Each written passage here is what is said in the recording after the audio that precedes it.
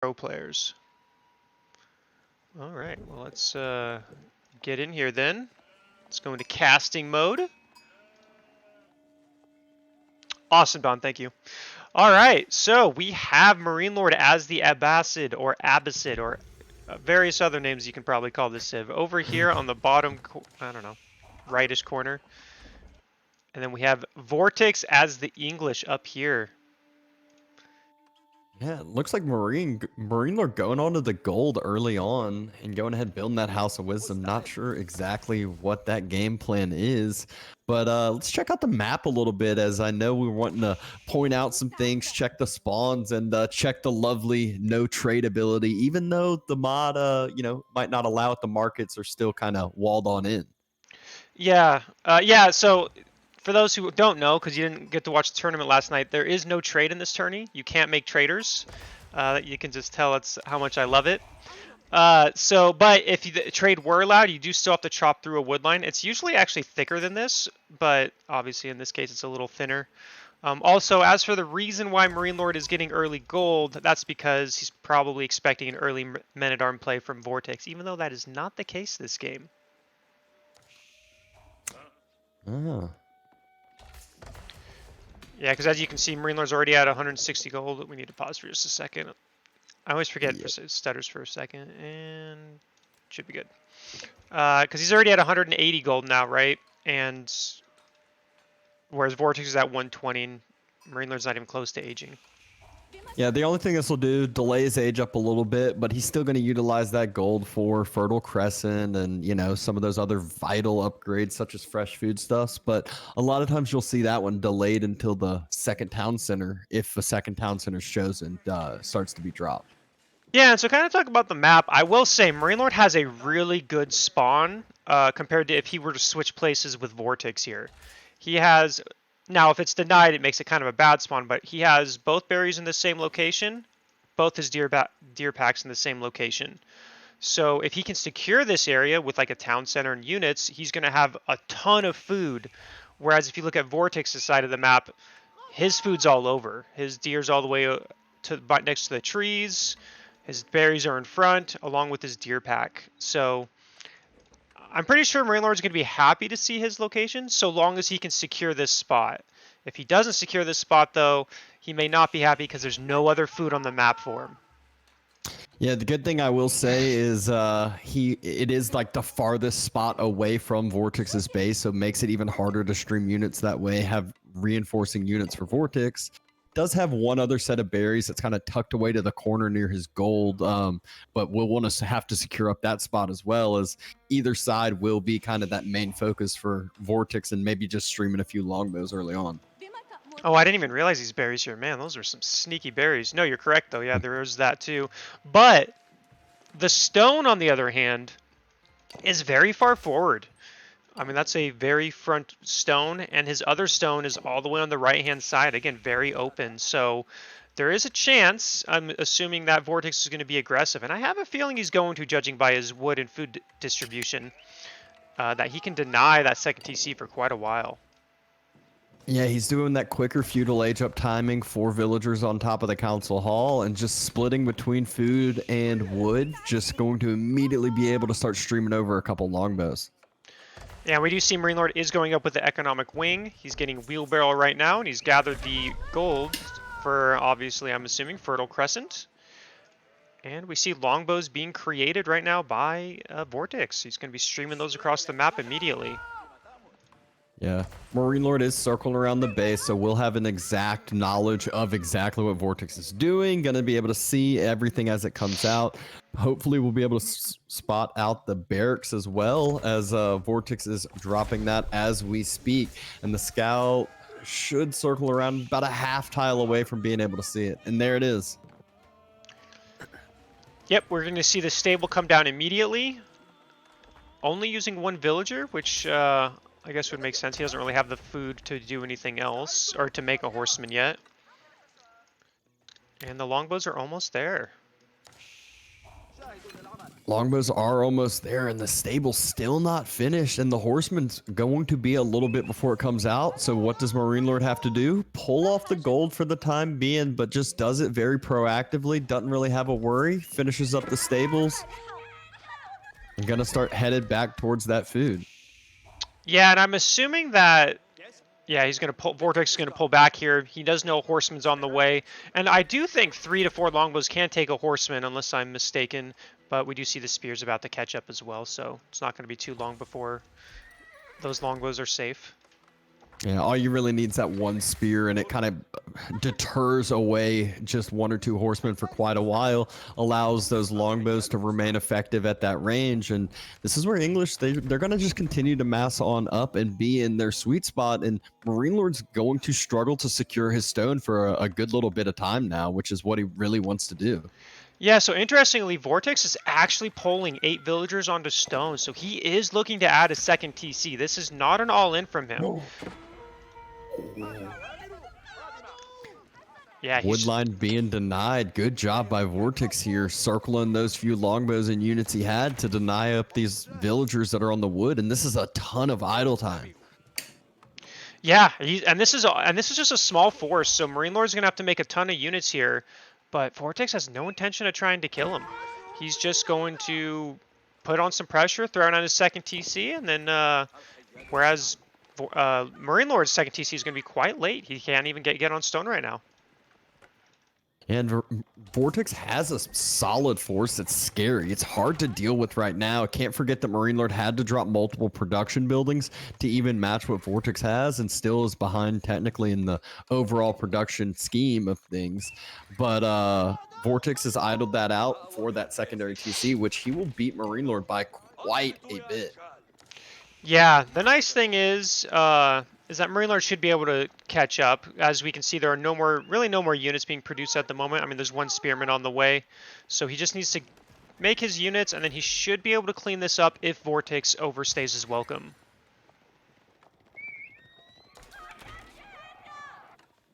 And we do see a wall for MarineLord on the right-hand side, kind of securing his gold so that that side doesn't get harassed anymore.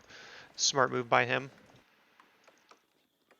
Yeah, and I love this by Vortex, though, just how you said, not overstaying his welcome for the time being. Looks like he's pulling back his units because he's moving out to drop that secondary TC on top of the deer. So wants to make sure that's safe and secure. And then we'll be able to kind of have his choice from here, whether it's continued into this feudal age pressure and keep his, knowing that he has the second TC now down quicker and faster behind it. Yeah, and so I wonder, MarineLord right now doesn't know that Vortex isn't making the second TC. He does know unit production has stopped, so he's probably suspicious about what's going on. You know, is his opponent trying to go Castle Age now? But he should find out shortly, at least if he keeps scouting, that that Vortex is going to be on that second TC here. Yep, MarineLord's still not able to get over to the stone himself. Just now has equalized the military numbers and headed out towards the stone as we speak.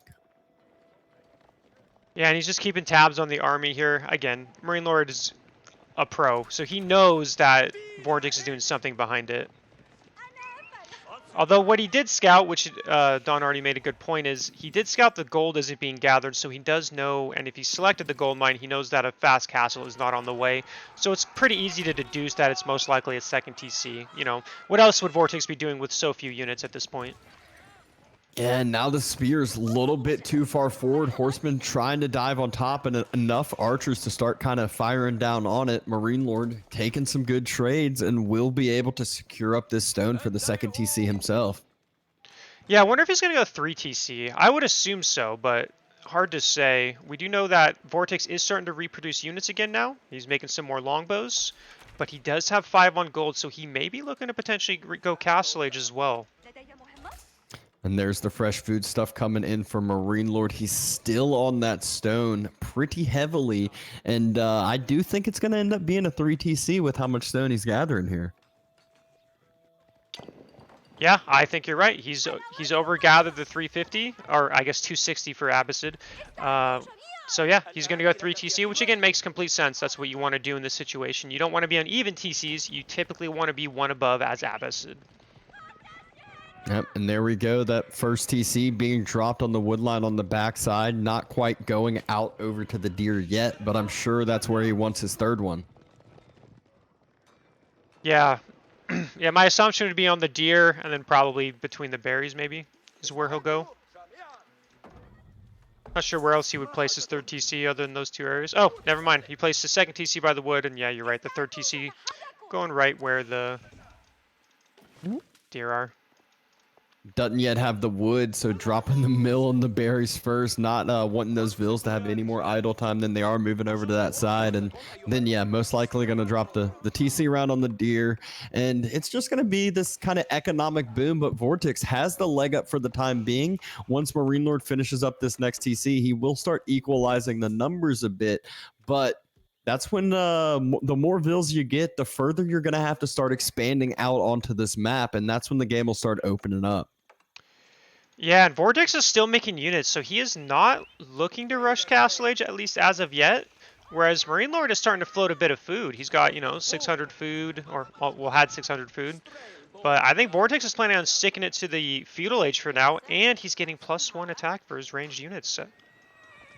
Yeah, and he's up to that point where, he's got just about 20 longbows. He does have 20 longbows. That is not a force you want to be joking around with, as they're going to be able to just use that range, kite down those horsemen, take some good hits with that extra range damage they have in. Yeah, and I like that MarineLord was able to snipe Vortix's scout. That always is very painful because now Vortix can't keep track of MarineLord's army very easily. Whereas MarineLord, he still has his scout and his horsemen, so he'll know when that army moves out, and he can keep a very good track of it. Yep. We're starting to see some of those horsemen dive towards that gold. No reaction yet, and there's the quick pull. We see some proactive walls starting to go down. Still no Vil kills on either side yet, and just about dead even on the Vil count. And Vortix favoring the military numbers still here, just has that immobile army. English, you really have to just keep that mass together and can't move out and about like you see MarineLord doing. Yeah, and we have 10 seconds until siege engineering is finished. So Vortix is planning on dropping a ram. So we're going to expect some... I don't know if this will work, but...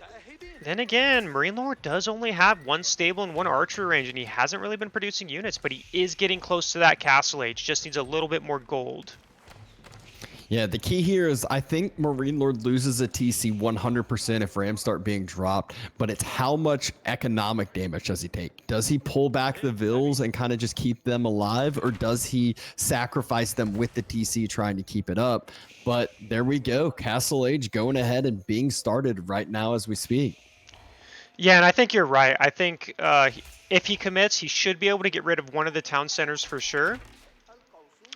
We do see no further production buildings coming out of MarineLord yet, so he doesn't have as much of an army. It's taking him longer to get that army compared to Vortix, who has that council hall for like double the archery ranges. So I think this third TC is going to go down. But MarineLord does have this berry patch still on the right side of his base, so he will not be losing all of his food yet. Yeah. And one thing I've seen Vortix do so many times is the way he uses rams is really unbelievable when you'll see him jump in and out of it. Not doing it now, but even still, just only focusing with one ram for the time being and allowing that to just do its job. Yeah, and we're going to see a second ram come down, and MarineLord is, just trying to be annoying here, trying to delay it as long as possible, because he does have 40 seconds till he hits that Castle Age. Once he does, I'm expecting a Mangonel, would be my assumption, is going to be what's going to drop, and then Knights, and if he can, time it correctly, he might be able to save this town center. Yeah, you're absolutely right. 26 seconds left. Second ram has just been finished, and he still has a decent little force, so he can take this fight with the Vils inside the town center and really take some fine trades here. Vils can jump out, get a couple little bits of torch damage in, and he still has that Vil count lead and about to have the Castle Age lead. Yeah, and as we can see, Vortix isn't even close to Castle Age. He only has 170 food right now. And MarineLord is castle now, and we see him pulling his archers back. He's doesn't have enough wood for that ram, so maybe he's not going to go for a ram, and he's just going to accept this TC as loss. But he's going to lose villagers for this. Yeah, and that's the key. He's getting those veteran upgrades. Takes a bit of time still for all those veteran age upgrades to come through. Same thing with boot camp. And Spears just kind of kiting back and forth. Longbows trading out with the archers on the other side. TC getting quite low, but being healed up by some vills, so at least stalling out for the time being. MarineLord's army, though, getting devastated, needs those Castle Age units to help on out. Yeah, MarineLord has 3 horsemen and 2 camel riders in his base, but he does have men-at-arms. Oh, and he found them. I think he has enough to clean this up. Yeah, I don't feel like Vortix did enough damage here for it to matter. MarineLord's still up in the economy. Vortix nowhere near Castle Age, and just now starting to drop a few more farms. Needs to drop at least another set or 2 around as well. Yeah, and MarineLord was able to keep his town center alive, and that's the big thing. There's no way that Vortix is going to get another opportunity to take that town center down. He's not even close to Castle Age. I think right now Vortix is in a very, very bad spot compared to MarineLord. He needed to do more damage. Yeah, I wouldn't be too surprised to see MarineLord just transition this push straight to Vortix's base. Huge circle around on those longbows, and there it is. Vortix just throws in the towel, forfeits the game. Number 1 over to MarineLord. Yeah, that was a a close fight in some ways, but it felt like he just gave MarineLord too much time. Going that 2T scene to an all-in feudal, very risky to do because it just gives your opponent time, especially Abbasid, to gather those resources to get to that Castle Age. Yeah, I felt like it was just a little late. Should have, maybe with that first ram, should have just waited for the second and gone all in with the second ram instead of kind of having that delayed. But even still, hindsight 2020, good first game going over to MarineLord and the Abbasid. Yeah, I was really well played by MarineLord, though. I thought he was going to be in trouble, but he was able to do it. I got to reinvite you real quick.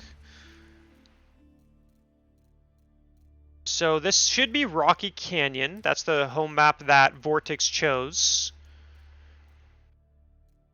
And once you accept, we'll see what the matchup is.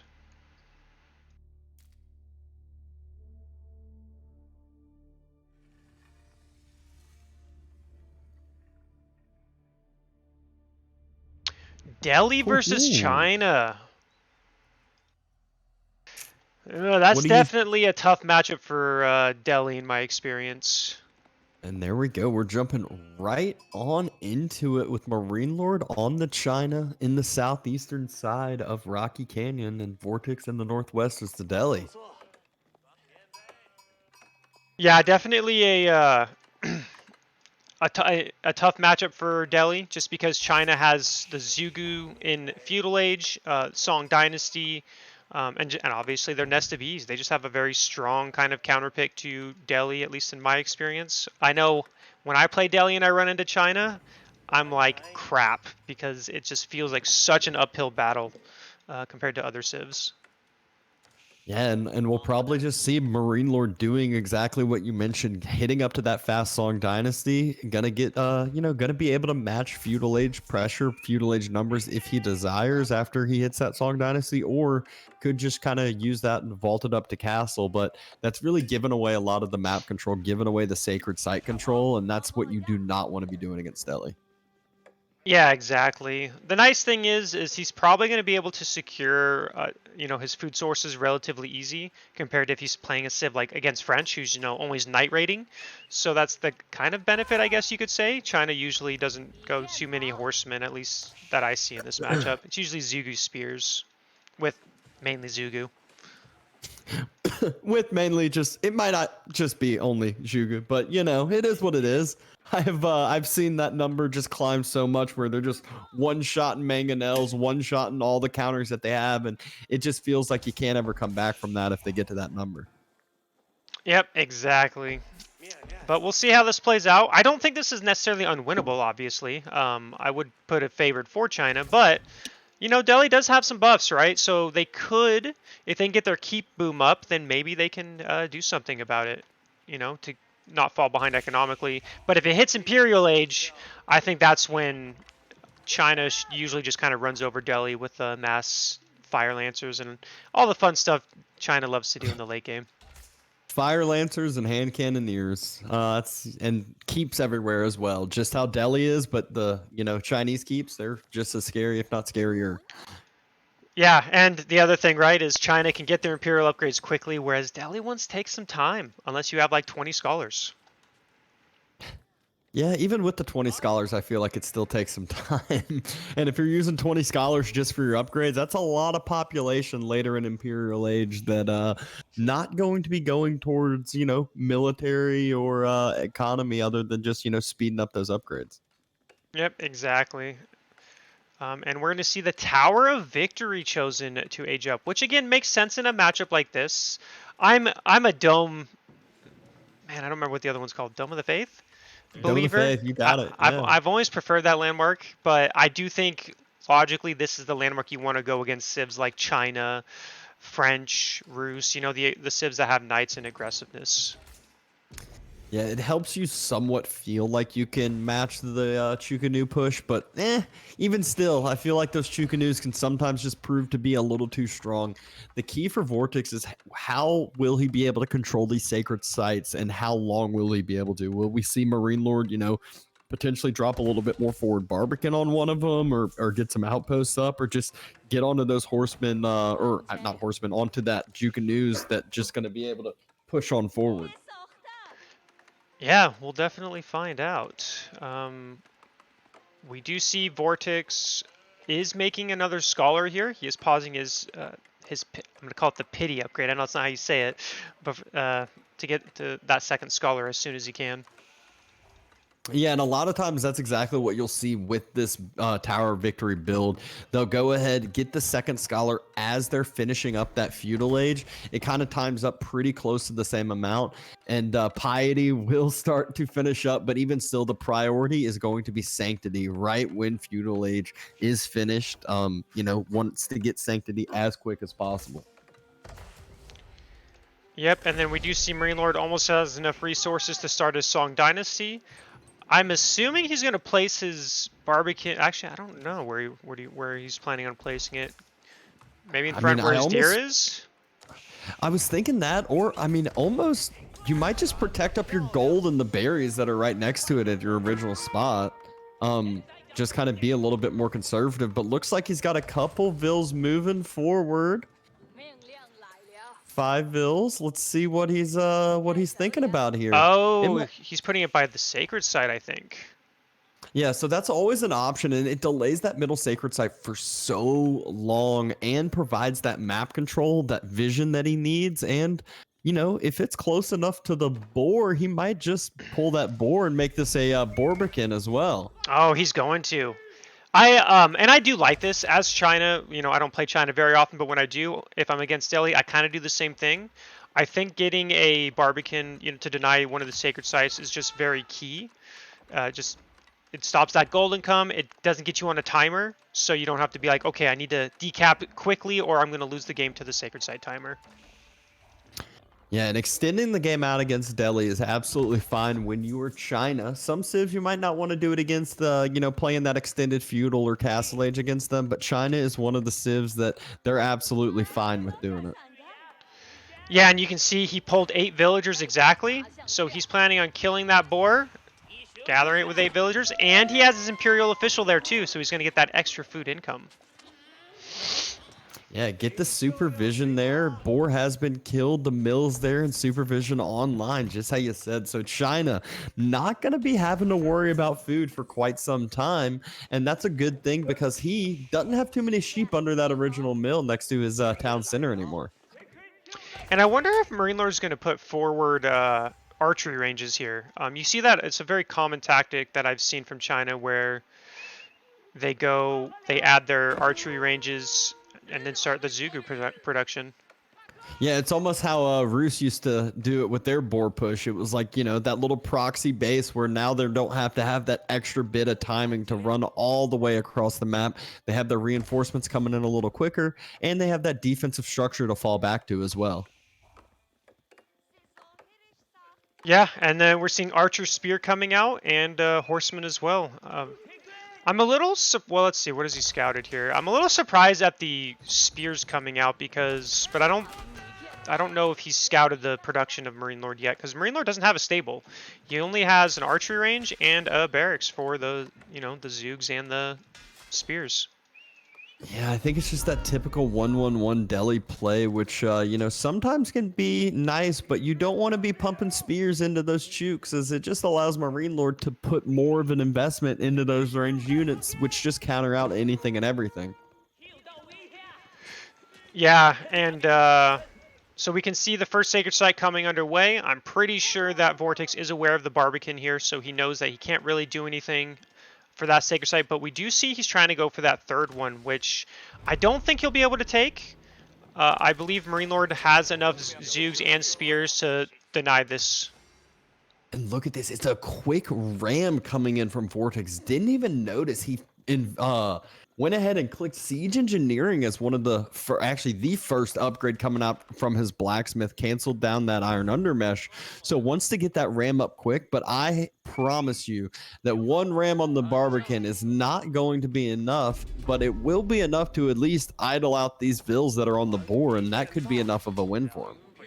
Yeah, and we're seeing more archery ranges coming out for MarineLord, and he is sending a spear and a scout to deny that second Sacred Site there. Yeah, it's the second ram going down, so Vortix not making the same mistake he did last game, going in with that first ram too soon, waiting on the second and knowing that this is a fight now that he should be able to take 2 rams. And look at the military difference right now, 25-14. MarineLord not been able to have that Song Dynasty pay off for himself yet, and hasn't really been able to get a mass of chooks that's scary enough. Yeah, the only thing I'm disliking about Vortix's play right now is I just dislike the spears. I'm not sure why he keeps adding spears. Maybe he's just worried about the potential horsemen, but it just feels like the spears aren't going to really do much because they get melted by everything that MarineLord's going to be making here. But here comes the first attack. Yep, the 2 rams on top of the Barbican, a couple of those Chukanu and spears just trying to fire down on top of the rams, do a little bit of damage. But look at Vortix. He knows, he's seen the numbers, thinks he has enough, and going ahead, stepping up, taking the fire from the Barbican and just trying to clear out this Chuk mass. Yeah, and you can kind of see the spearmen aren't really able to do much. They're kind of running forward, not sure what they're going to try to do, but they didn't really contribute to that fight at all from Vortix. And it looks to me, with the reinforcements anyway, I believe that MarineLord is going to hold this. Yeah, MarineLord does look like he's holding the horsemen are clearing up the last couple Chukanu that are forward, but MarineLord has his next set of units coming in. 8 vills still inside the Barbican, about to be able to jump out and just heal that right back up to full health. Yeah, and there's no units to stop him. So, I mean, there's a few, but not enough to kill them quick enough. I think this is another FF by Vortix here coming in pretty soon, as MarineLord just, again, another convincing early game here. The Barbican might go down. Oh, it's just barely still alive. Yeah, it's barely alive here. I don't know if... I don't think the Rams have enough DPS to outdo the healing, so this Barbican will survive. It's just barely able to stay up, barely able to be out healed. If he takes down maybe 1 villager, the Rams take down the Barbican. But even still, at what cost for Vortix? Look at MarineLord's economy, even if the Barbican does go down. And actually, MarineLord's reinforcements kind of stopped. He doesn't have too many coming, so... Oh, a villager goes down. Is it going to be enough? Is that enough? Oh, he's not getting any damage on the it's ram, down. The Barbican goes down, so Vortix does push this back. MarineLord's actually keeping those villagers healing up the Barbican as he pushes this away, so he doesn't really have that much of a Vill lead, actually. Yeah, I mean, he still has a 10 Vill lead, which is nice. They are even in military, but he needs to... But that Barbican's getting healed really quick. It's already almost halfway up. But that's 7 vills that are not working, that are actually depleting resources faster for him, and you can see how much of a difference this is causing for MarineLord. Those are vills that are not on top of that boar right there, and he is struggling for food. He's moved out to the deer, he's on top of those berries, but it just doesn't seem to be enough for him right now, and he has to pull back from the Barbican before it's fully rebuilt so far. Yeah, and this is a And MarineLord was off food for a little bit, so he's now getting his food and come back with his, on the berries and deer, but still doesn't. But that Barbican's going to be back up, and that's going to be another. So Vortix took it down, but now it's back It up. hasn't been healed back up. It's not back up. Oh, MarineLord pulled back too The soon. Rams hit it before it got fully rebuilt, and it's not back. Oh, that's gotta hurt. Although I still think MarineLord's gonna hold this attack. It looks like Vortix is gonna be forced back, and MarineLord realizes, wait, my Barbican's not healed yet. Yeah, it was not full enough up to health, but look at how many chooks MarineLord has now, and this is where Vortix not making spears anymore, not making the same mistake he had earlier, but I think this still might be too late as those chooks, they're about to start just taking down that ram that's lower health, only one other volley and that ram's down, Yep. and this is where Vortix is having to been moving out onto the deer, out onto the map, and if MarineLord starts pushing forward, re-heals this Barbican, gets back on the boar, he is going to be feeling really good after all this, all things considered. Yep, and at this point, look at the military. MarineLord's ahead. He's getting a very scary Zugu mass now. He's at 24 of them, or I think if I'm reading that correctly, that's 24 of them. And those horsemen, 3 horsemen, they're not going to do anything to 24 Zoogs. He's got 900 gold in the bank as well, so yeah, Vortix may be getting some free gold, but MarineLord's got plenty of it to go around, so not too worried about anything. Taking down that next ram, Barbican about to be back up, and that number's starting to get to the point where it doesn't matter what units that Vortix is popping out. It could be a Mangonel at this point, and MarineLord wouldn't really care. Yeah, so long as he, spreads. But yeah, this is not looking good for Vortix at this point. He's got 10 archers, 3 horsemen, and 1 sacred site. And he's not... Well, actually, he is getting close to Castle Age. But is MarineLord going to let him get that Castle Age is the real question. Ooh, doesn't have a scout with that Chook mass, or else he would have been able to spot out those villagers that just finished up the outpost. Ville's having to back off away from the deer as MarineLord starts to head over that way. And this is all hurting Vortix's almost Castle Age numbers. Actually might be able to afford it here with this forced drop-off. Just needs the next tick of gold to tick back in.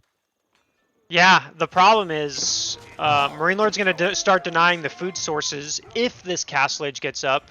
And while he is doing a nice little counterattack here, taking some villagers off of food for MarineLord, MarineLord is back on the board, which still has 560 health, or food remaining. Yep. And MarineLord starting to push through right as Vortix has this timing, so it's a little bit of a base trade, but MarineLord fine with this because he is that Song Dynasty. The Castle Age, it's only halfway up, so Vortix not really producing units to defend up this push, not really having anything else, and MarineLord doing what he can to clear up the last few horsemen, the last few archers in his base. Yeah, and I believe MarineLord did scout the Castle Age coming up, so at this point, and he recognizes this, he just needs to deny food because you can get Castle Age, but if you don't have any food, you can't really do much with it. And that's exactly what he is denying. He pushed away all those vills off the deer, and now he's pushing the villagers off these frontline berries, getting 5 more vills to go with it that jump out of this outpost after he burns that one on down. Yep, and that's more vill kills. They've both killed 9 villagers from each other, but you can see from the above that MarineLord has 57 villagers still. And he's going Castle Age himself. Yeah, look how quick he was able to just match up that timing. Chinese villager's going to be able to fast build that so quickly and still has 26 Chukanu in the base of Vortix, just taking down an archery range with those units. Yep, and we do see another counterattack attempt. He does kill a couple villagers, but MarineLord kept 8 Zoogs behind, and they're more than enough to deal with Feudal Age archers. Yep. Archery range has finished on up. The 2 Lancers push forward, but there's still spears there, and there's still a ton of Chukanu, which have that base damage that's still high enough, so they can just send in a couple volleys and be absolutely fine with this. And another fight in the front side, looking like it's going in MarineLord's favor. Yep, and Vortix GG's out. MarineLord takes it 2-0 in the first semifinal match. Yeah, you kind of just saw the writing on the wall earlier on with that initial failed Barbican push, or not necessarily failed. He got the Barbican down, but he just threw away so much military for it, and it just wasn't going to be enough for him.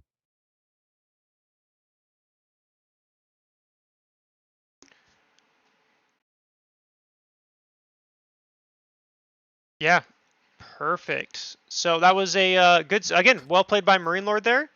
Um, as we saw though, China's Zoogs very really really strong. This is a best of 3 CS:GO. Love gamer.